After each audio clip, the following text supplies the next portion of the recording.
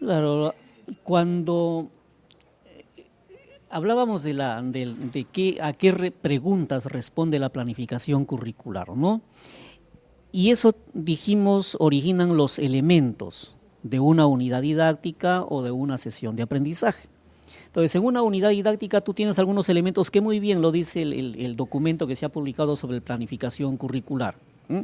Hay algunos que podrían parecer intrascendentes, pero que son muy importantes. Por ejemplo, se habla del título de la unidad. El título de la unidad no es cualquier expresión. El título de la unidad te da una mirada de qué es lo que se va a realizar en la unidad, de por sí ya te dice lo que se va a hacer.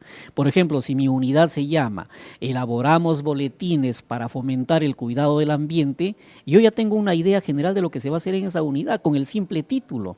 Entonces, pero si yo tengo un título que dice, por ejemplo, "Vivan los niños", o "Estamos de fiesta", no me dice nada. No te dice qué aprendizaje en concreto. Claro. Entonces, ¿qué quiere decir? Que ese título debe sintetizar el producto central o el resultado que tú esperas alcanzar en la unidad. Y yo creo que eso es válido para inicial, para primaria y secundaria. Exactamente, ¿no? Y hacer el esfuerzo de que ese título también exprese una competencia. Por ejemplo, al decir "elaboremos", entonces estás poniendo allí de énfasis el saber hacer, ¿no? Claro. El saber actuar, claro, en este caso. Entonces yo creo que sí hay que tomar mucho cuidado en orientar al maestro que sus títulos reflejen a ese aprendizaje que va a lograr, ¿no? Con el desarrollo de las actividades, de las estrategias en esa unidad. Otro de los elementos es la situación significativa, que lógicamente ya viene de la programación anual. Si en la programación anual la situación significativa está bien clara, entonces eso pasa pues a la unidad didáctica. Sí. Pero a mí me parece que en la situación significativa no se trata únicamente de mencionar cuál es, sino de explicar por qué es importante abordar esa situación significativa y qué aprendizajes te va a generar esa situación significativa. Hay una partecita en que los maestros habitúan a hacer en la unidad didáctica, colocan una justificación.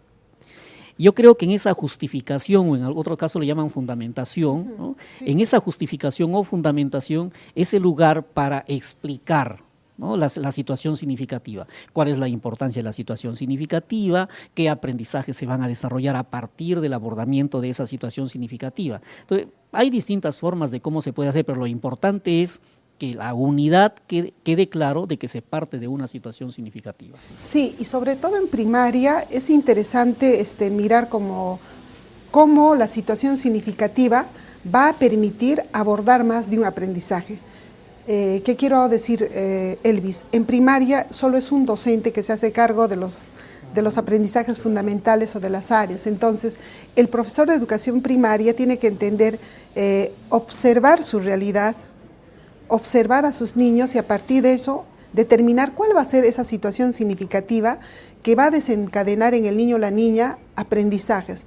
Entonces, esta situación significativa puede ser un reto.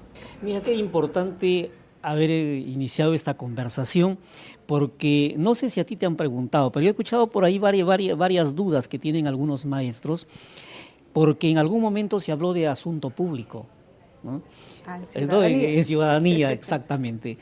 También se habla de situación problemática, ¿no? En matemática, y se habla de situación comunicativa en comunicación. Y entonces, ¿qué diferencia hay entre la situación significativa y el asunto público y la situación problemática? Lo que pasa es que una situación significativa, tú me corriges si estoy equivocado, pero una situación significativa es desafiante. Una situación significativa presenta un reto que los estudiantes deben afrontar para solucionar un problema, para lograr un propósito determinado. Sí. Un asunto público puede ser una situación significativa, pero hay asuntos públicos que no son necesariamente significativos. Hay situaciones comunicativas que podrían ser significativas. Y hay situaciones comunicativas como esta, por ejemplo, que de repente no puede ser significativa para algunos, ¿no? Entonces, el común denominador del asunto público, la situación comunicativa, la situación problemática, etcétera, lo que se persigue es que todo ello sea significativo y que represente verdaderos retos. O sea, y esa situación significativa puede partir del contexto sociocultural, económico, productivo, ecológico, o podría partir también de una situación intradisciplinar. ¿Por qué no? Hay situaciones retadoras, desafiantes, que también surgen de la intradisciplina y que también deben abordarse. Y te lo da el currículum. Exacto. Entonces yo creo que la situación, la confusión ahí no tiene mucho sentido, pero la situación significativa engloba a todas ellas, ¿no? Es como abrir un abanico, como decías en algún momento, abrir un abanico que da posibilidad de que asuntos públicos, situaciones problemáticas, situaciones comunicativas, situaciones de las disciplinas, etcétera, en la medida que representen retos, se conviertan en significativas. Sí, ¿no? ¿Sí? Exactamente, sí.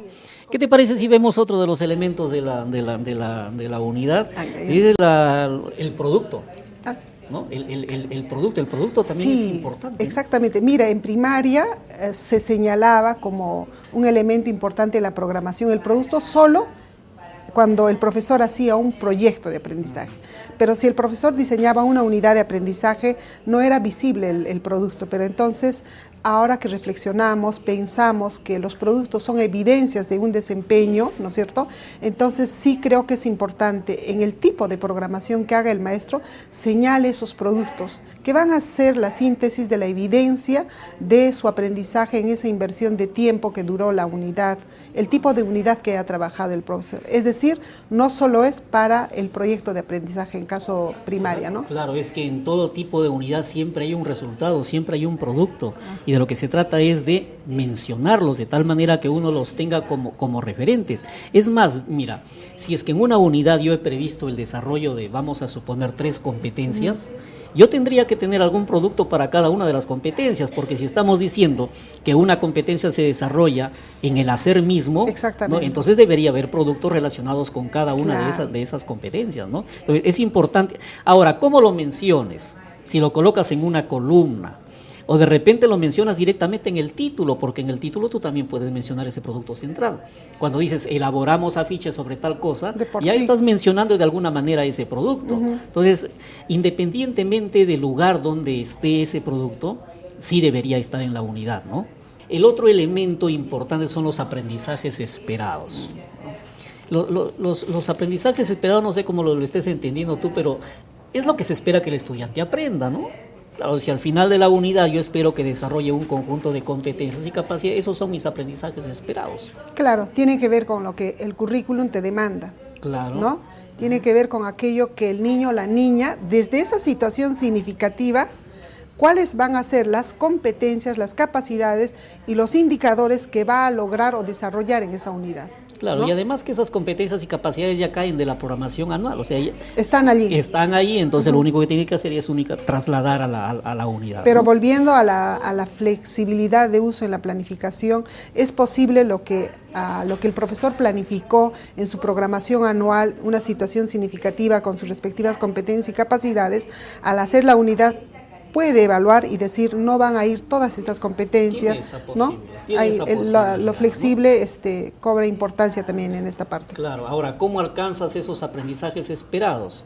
Tienes que tener una secuencia didáctica, ¿no? Secuencias didácticas. Claro, y esa secuencia didáctica que contiene un conjunto de sesiones de aprendizaje que en su conjunto armónico te van a permitir el desarrollo de esos aprendizajes. Así es. Y siempre se organizan a partir de situaciones de aprendizaje, ¿no? Son situaciones de aprendizaje. Y tienen que estar en función de los procesos que comprende el desarrollo de la competencia. Los procesos pedagógicos, claro, que lo hemos dicho. Si no, ¿cómo garantizas el desarrollo de la competencia? Exactamente. Y creo que el otro elemento, la evaluación, pues ni modo, ¿no?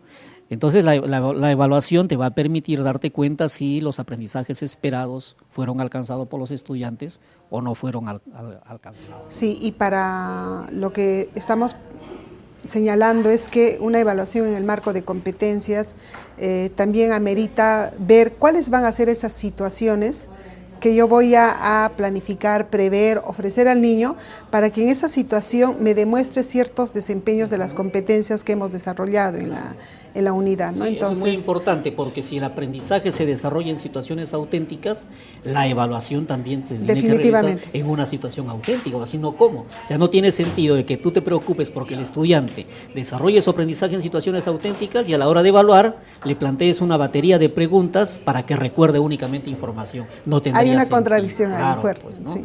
Y el último elemento son los recursos. que lógicamente hay que colocar ahí los materiales, los medios que vas a utilizar como apoyo para el desarrollo de esas competencias previstas en la unidad, ¿no? Exactamente, ¿no? Y entonces eso hay que prever en la unidad, hay que prever también para las sesiones de aprendizaje, ¿no? Bueno, mi estimada Miguelina, creo que hemos conversado largo y tendido, ¿no? Ojalá que esta conversación ayude a aclarar algunos aspectos que los maestros todavía por ahí no los entienden muy bien, pero que en la medida que vayan trabajando seguramente van a aclarar esas dudas, y en la medida que lean el documento también van a aclarar esas dudas, porque hay un marco general que da orientaciones para la planificación curricular, y lo más importante, yo creo que se debe entender esto como un proceso de reflexión, que no es un llenado de formatos, en eso habría que insistir, ¿no? Un proceso reflexivo, ¿no? ¿Qué opinas ya tus últimas palabras para? Sí, creo que primero hay que entender que el profesor, la profesora programa y tiene experiencias de programación. Lo que hay que invitar al profesor es que se atreva a encontrar en su práctica diaria situaciones de aprendizaje, que piense en situaciones de aprendizaje, cuáles son las situaciones reales del día a día que el niño vive, la niña vive, y esas las traslado al aula, y a partir de eso programo. Saben, amigos, ustedes pueden enviar sus dudas, sus inquietudes, sus aportes también, serán muy bien recibidos. En alguna otra ocasión vamos a tener oportunidad de conversar sobre otros aspectos importantes de la planificación curricular. Esperamos que esta conversación haya ayudado a clarificar algunas ideas y que con la lectura del documento y la lectura crítica del documento se puedan solucionar algunas dificultades que aún persistan en la planificación.